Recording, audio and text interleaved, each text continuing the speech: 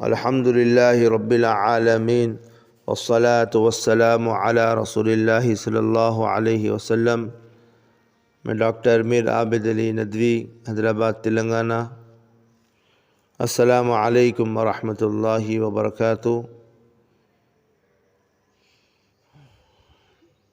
صحابہ اکرام رضی اللہ عنہم کے ان اعمال اور اخلاق کے قصے جن کی وجہ سے لوگوں کو ہدایت ملتی تھی۔ حضرت زیاد بن جز زبیدی کہتے ہیں کہ ہم نے حضرت عمر رضی اللہ عنہ کے زمانے خلافت میں اسکندریہ کو فتح کیا۔ آگے تفصیل سے حدیث ذکر کی ہے، اس میں یہ بھی ہے کہ ہم بلہیب بستی میں ٹھہر گئے اور ہم لوگ حضرت عمر رضی اللہ عنہ کے خط کا انتظار کرتے رہے، یہاں تک کہ حضرت عمر رضی اللہ عنہ کا خط آ گیا، جو حضرت عمرو بن العاص رضی اللہ تعالیٰ نے پڑھ کر ہمیں سنایا۔ اس خط کا مضمون یہ تھا: اما بعد، تمہارا خط ملا جس میں تم نے لکھا ہے کہ اسکندریہ کے بادشاہ نے تمہارے سامنے اس شرط پر جزیہ دینے کی پیشکش کی ہے کہ ان کے ملک کے تمام قیدی واپس کر دیے جائیں۔ میری زندگی کی قسم، جزیے کا مال جو ہمیں اور ہمارے بعد کے مسلمانوں کو مسلسل ملتا رہے گا، وہ مجھے اس مال غنیمت سے زیادہ پسند ہے جسے تقسیم کر دیا جاتا ہے اور پھر وہ ختم ہو جاتا ہے۔ تم اسکندریہ کے بادشاہ کے سامنے یہ تجویز رکھو گے، وہ تمہیں اس شرط پر جزیہ دے کہ تمہارے قبضے میں ان کے جتنے قیدی ہیں ان کو مسلمان ہونے اور اپنی قوم کے دین پر باقی رہنے میں اختیار دیا جائے گا۔ ان میں سے جو اسلام کو اختیار کرے گا وہ مسلمانوں میں شمار ہوگا، مسلمانوں والے سارے حقوق اسے ملیں گے اور مسلمانوں والی ساری ذمہ داریاں اس پر ہوں گی، اور ان میں جو اپنی قوم کے دین پر باقی رہنا چاہے گا اسے اتنا جزیہ دینا پڑے گا جتنا اس کے مذہب والوں پر مقرر کیا گیا ہے۔ اور ان کے جو قیدی جو ملک عرب میں پھیل گئے ہیں، مکہ اور مدینہ اور یمن پہنچ گئے ہیں، ان کو واپس کرنا ہمارے بس سے باہر ہے، اور ہم کسی ایسی بات پر صلح کرنا نہیں چاہتے جس سے ہم پورا نہ کر سکتے ہو۔ حضرت عمر نے اسکندریہ کے بادشاہ کے پاس آدمی بھیج کر امیر المؤمنین کے خط کی اسے اطلاع دی۔ اس نے کہا مجھے منظور ہے۔ چنانچہ ہمارے قبضے میں جتنے قیدی تھے ان سب کو ایک جگہ جمع کیا، اور وہاں کے نصارہ عیسائی بھی جمع ہو گئے جو ہمارے پاس قیدی تھے۔ ان میں سے ہم ایک آدمی کو لاتے، پھر اسے مسلمان ہونے اور عیسائی رہنے میں اختیار دیتے۔ اگر وہ اسلام کو اختیار کر لیتا تو ہم کسی شہر کے فتح ہونے پر جتنی زور سے اللہ اکبر کہتے، اس موقع پر اس سے کہیں زیادہ زور سے اللہ اکبر کہتے، اور پھر ہم اسے مسلمانوں میں لے آتے، اور ان میں سے جب کوئی عیسائیت نصرانیت کو اختیار کرتا تو نصارہ خوشی سے شور مچاتے، پھر اسے اپنے مجمع میں لے جاتے۔ ہم اس پر جزیہ مقرر کر دیتے، اور اس سے ہمیں اتنا زیادہ دکھ ہوتا کہ جیسے ہم میں سے کوئی آدمی نکل کر ادھر چلا گیا ہو۔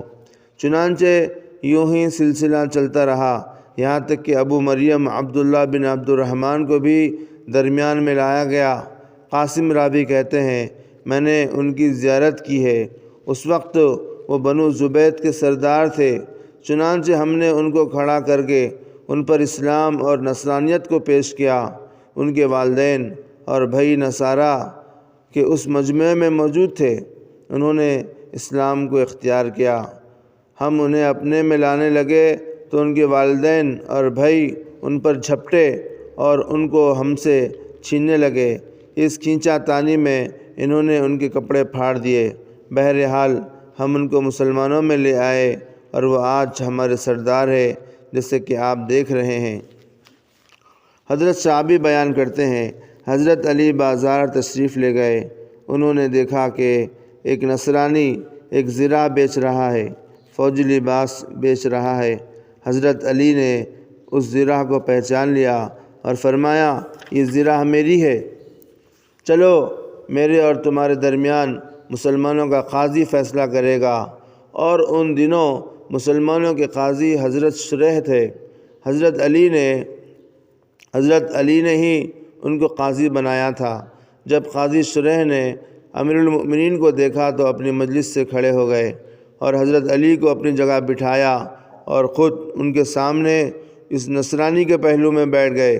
حضرت علی نے کہا، اے شریح، اگر میرا فریق مخالف مسلمان ہوتا تو میں اس کے ساتھ بیٹھتا، لیکن میں نے حضور کو فرماتے ہوئے سنا ہے کہ ان غیر مسلم ذمیوں سے مصافحہ نہ کرو، ان کو سلام کرنے میں پہل نہ کرو، اور ان کے بیماروں کی بیمار پرسی نہ کرو، اور ان کی نماز جنازہ نہ پڑھو، اور ان کو راستے کے تنگ حصے میں چلنے پر مجبور کرو، انہیں چھوٹا بنا کر رکھو جیسے کہ اللہ نے انہیں چھوٹا بنایا ہے۔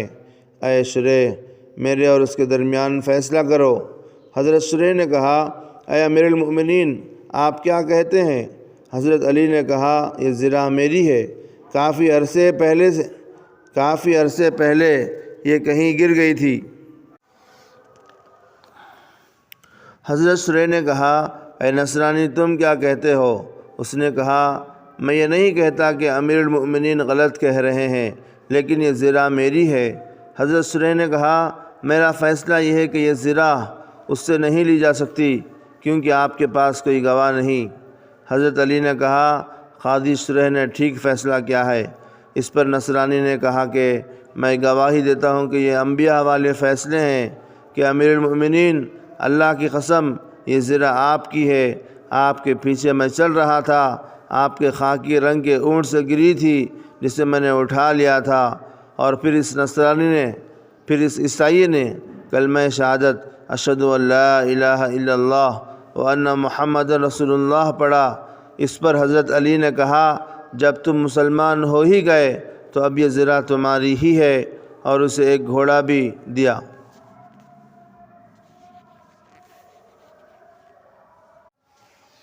حاکم کی ایک روایت میں یہ ہے کہ جنگ جمل کے دن حضرت علی کی ایک زرہ گم ہو گئی تھی، ایک آدمی کو ملی، اس نے آگے بیچ دی۔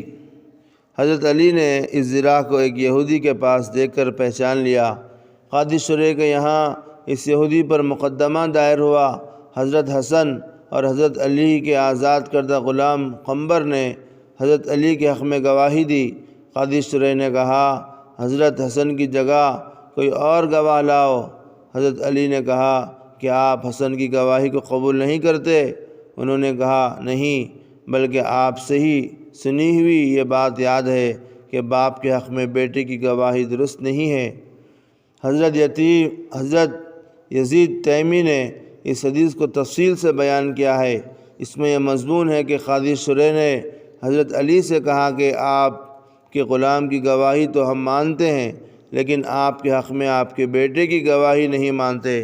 اس پر حضرت علی نے کہا، تجھے تیری ماں گم کرے، کیا تم نے حضرت عمر رضی اللہ عنہ کو یہ کہتے ہوئے نہیں سنا کہ رسول اللہ نے یہ فرمایا، حسن اور حسین جنت کے جوانوں کے سردار ہے؟